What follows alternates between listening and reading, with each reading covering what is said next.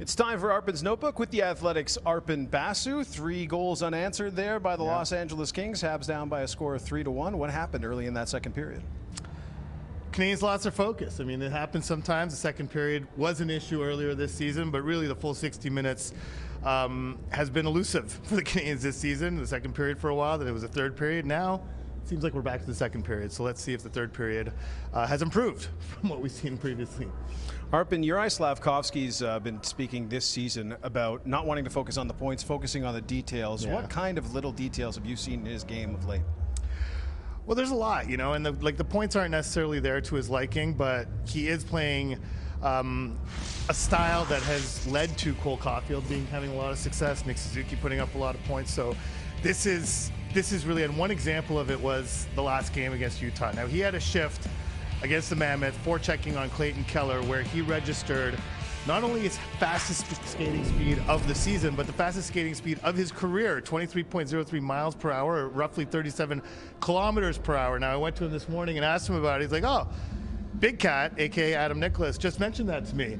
Pretty cool stuff. And so he said, at first I thought that they were clocking me on my drive home, but really not. And I mentioned to him that if you were skating that speed by a school, he'd probably be speeding. So he liked that.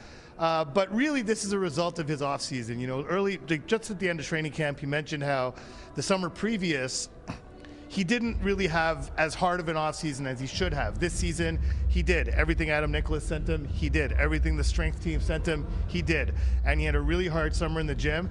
And this is just one of the results of what's been a very difficult, what was a very tough and demanding offseason for him.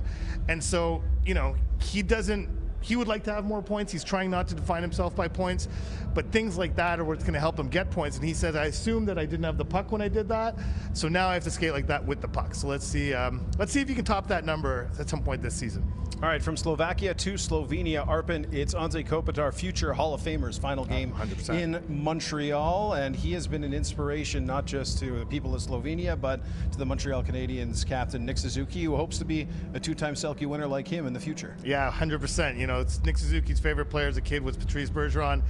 I think Anze Kopitar was like not a distant second. This is a prototype of the player Nick Suzuki would like to be, and why wouldn't you aspire to be that? You know, and Nick Suzuki kind of called him the way he plays, the way he carries himself, and called him one of the most respected players in the league. So, you know, a lot of those things, except for maybe the respect part at this early stage of his career, kind of apply to Nick Suzuki. And so, you know, it's worth wondering, watching these two guys play, can Nick Suzuki really literally aspire to be Anze Kopitar one day? I asked Drew Doughty this morning that question. He knew Nick Suzuki skating in London for a long time, a fellow London native. And Yoel Armia, who is on Kopitar's wing right now, knows Suzuki really well. And both of them basically didn't hesitate, based on what they see on the ice, that Nick Suzuki totally has the potential to be a Kopitar-like player one day. Pretty high praise. Habs fans will certainly be hoping so, no doubt about that. Arpon, thank you. Thank you. On to the third period.